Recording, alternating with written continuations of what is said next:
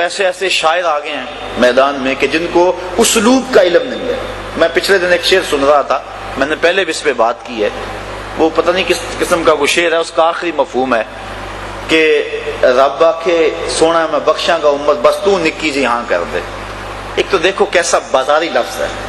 اور نعت میں اس کو جو ہے وہ کس طرح مندرج کیا گیا ہے، اور پھر اس نعت کا جو تاثر ہے وہ یہ ہے کہ رب بخشنا چاہتا ہے، محبوب ہاں نہیں کر رہے۔ رب کہتا ہے میں بخشوں گا تو ہاں کر، جبکہ معاملہ تو یہ ہے کہ محبوب عرض کر رہے ہیں رب حبلی امتی امت۔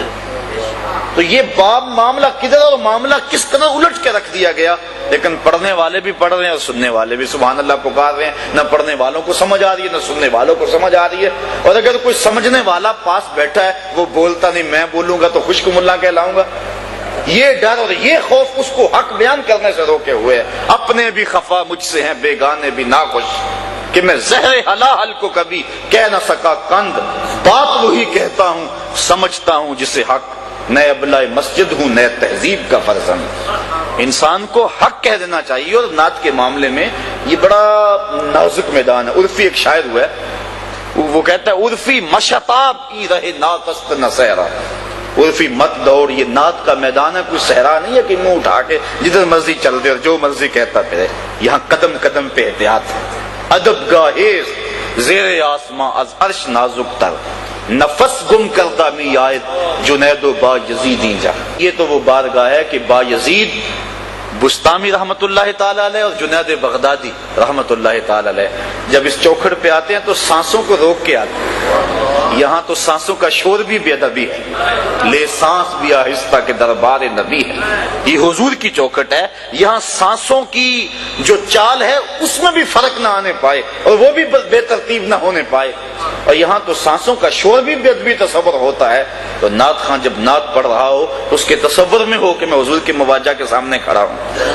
اور پھر اس تصور میں ڈوب کے اپنے الفاظ کے زیر و بم اور اپنے کلام کا انتخاب کرے، اور پھر اس کی جب دھڑکنیں صلی اللہ بن جائیں تو اس کی زبان سے نکلا ایک ایک جملہ دلوں میں ترازو ہوتا چلا جائے گا، اور وہ نعت صاحب نعت کے قریب کر دے گی، اور جب نعت سے اٹھنے والے گھروں کو لوٹ رہے ہوں گے وہ سینے میں عشق رسول کی دولت لے چکے ہوں گے۔ کاش کہ ہم جو ہے وہ اپنے نعت کے انداز کو اس انداز سے مرتب کریں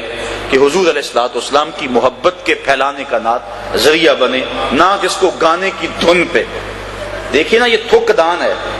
اس کے اندر اگر کوئی بندہ کسی کو دودھ ڈال کے دے دے مہمان کو پیے گا؟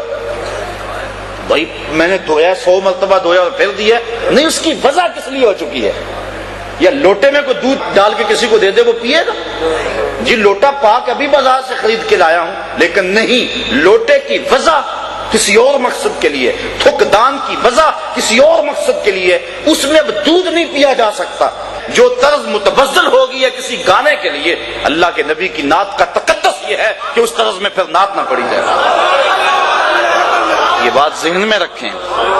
اور دوسری بات یہ ہوتی ہے کہ جب اس متبذل طرز میں جب نعت پڑی جا رہی ہوتی ہے تو کچھ لوگوں کے اندر گانا چل رہا ہوتا ہے، باہر نعت چل رہی ہوتی ہے، تو یہ نعت کی حرمت کے خلاف ہے، نعت کی عزت اور نعت کے وقار کے خلاف ہے کہ نعت پڑھتے ہوئے جو ہے وہ انسان کی جو ہے سوچ اور فکر کہیں اور گئی ہو، نعت پڑھتے ہوئے نظر گنبد خضرا کی طرف ہونی چاہیے۔ تو اس بات کا ذرا جو ہے وہ ہمارے معاشرے میں اس کی بہت ضرورت ہے، اور میں پہلے عرض کر چکا ہوں اقبال کے لہجے میں، اپنے بھی خفا مجھ سے بڑے لوگ ناراض ہو جاتے ہیں، اپنے بھی اور بیگانے بھی، لیکن اس سے غرض نہیں ہے، اس سے غرض نہیں ہے کہ کون ناراض ہوتا ہے، گنبد خضرا کا مکین ناراض نہ ہو تو حضور خوش ہو جائیں۔ وہ کیا کہا تھا کہ میں کھو جاؤں حشر کی بھیڑ میں تو آپ فرمائیں، میں کھو جاؤں حشر کی بھیڑ میں تو آپ فرمائیں، ہمارے در کا ثاقب تھا گدھا ہم نے نہیں دیکھا، ہمارے در کا ثاقب تھا گدھا ہم نے نہیں دیکھا۔ تو کاش کہ وہ حضور علیہ السلام پہچان لیں اور حضور کی شفاعت بندے کو نصیب ہو جائے۔